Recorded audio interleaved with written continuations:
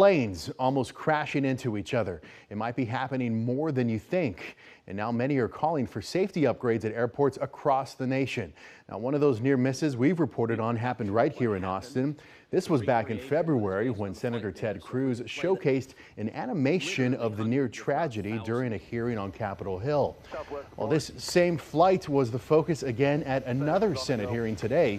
Nabil Ramadna breaks down what lawmakers say needs to change in order to prevent tragedy. Flying in and out.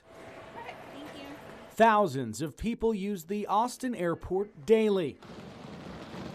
But there have been recent concerns raised. We need to have an adequate number of air traffic controllers. We need state-of-the-art technology. U.S. Congressman Lloyd Doggett highlighted a February near miss between a FedEx flight and Southwest flight, one nearly landing on top of the other. We've had too many near misses, including one that could have been a total catastrophe.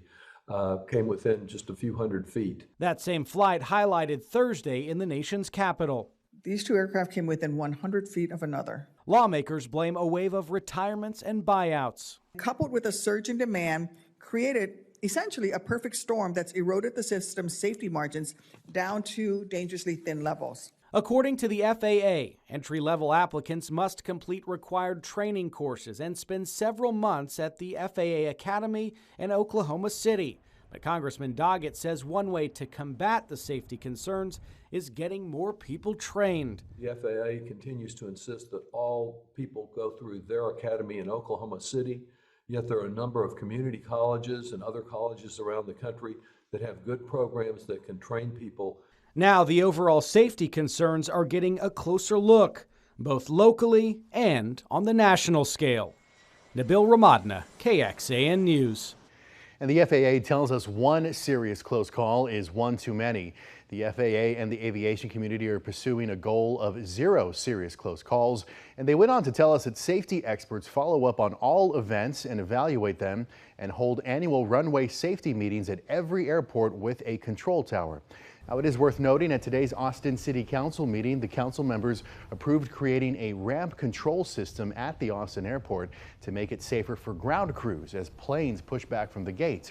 This after an airport employee was hit and killed by a fuel truck earlier this year. Now, looking deeper into the concern over air traffic controller staffing shortages, a memo AUS officials sent to Austin's mayor and council this week outlined the concern over hiring. According to the memo, it takes 2 to 5 months to hire one person, and depending on their experience, it takes another 2 to 4 years of on-the-job training to become fully certified. Another layer to the staffing concerns is a potential federal government shutdown. Congress has until the 17th to avoid one.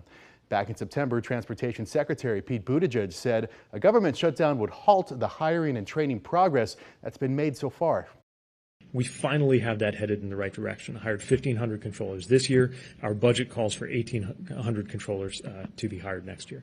But that can't happen if we get stopped in our tracks with training. So at the end of the day, that means more shortages and more outages. And the memo AUS officials sent to city leaders said the pandemic caused a change in staffing in Austin and across the country, including early retirements, layoffs, and career changes.